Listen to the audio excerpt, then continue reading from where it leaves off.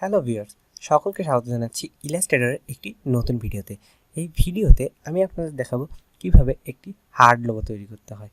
তো চলুন আর দেরি না করে শুরু করা যাক। শুরুতেই আমি চলে যাচ্ছি ইলাস্ট্রেটর সফটওয়্যারে, দেন আমি চলে যাচ্ছি ফাইল মেনুতে এবং দিয়ে দিচ্ছি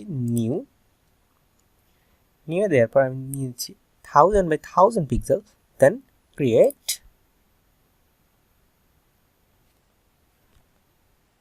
ফার্স্টে আমাদেরকে চলে যেতে হবে রেক্ট্যাঙ্গেল টুলে এবং একটি রেক্ট্যাঙ্গেল আঁকতে হবে। তো আমি রেক্ট্যাঙ্গেলটি আঁকার পরে আমি আমার স্ট্রোক কালারটি অফ করে দিচ্ছি এবং ফিল কালারটি অন করে নিচ্ছি।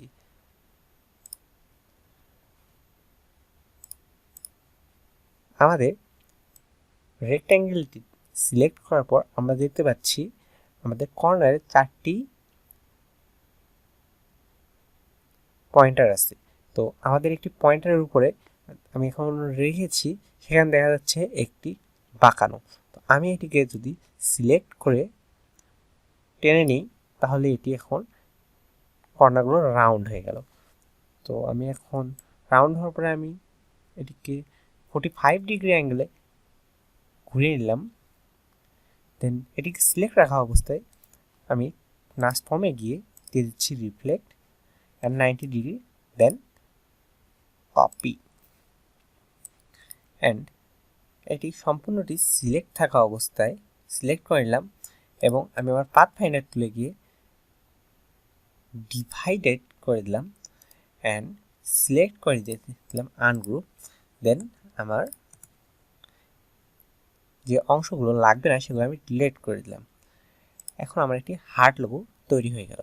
তো আমি এখন সম্পূর্ণটি সিলেক্ট করে দেওয়ার পরে পাথ ফাইন্ডার ফার্স্ট অপশনে গিয়ে সম্পূর্ণটিকে একসঙ্গে জোড়া লাগিয়ে নিলাম।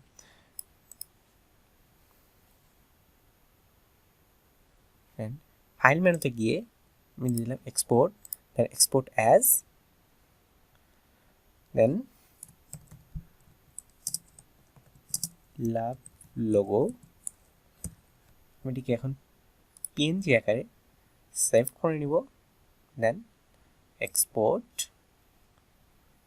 As high resolution 300 ppi, then okay. So আপনারা দেখতেই পেলেন কিভাবে সহজেই একটি হার্ড লোগো তৈরি করা যায়। আপনি যদি আমাদের চ্যানেলে নতুন দর্শক হয়ে থাকেন তাহলে অবশ্যই আমাদের চ্যানেলটি সাবস্ক্রাইব করে দেবেন এবং পাশে থাকা বেল আইকনটি অন করতে ভুলবেন না। পরবর্তী ভিডিও দেখার আমন্ত্রণ জানিয়ে ভিডিওটি শেষ করছি। ধন্যবাদ।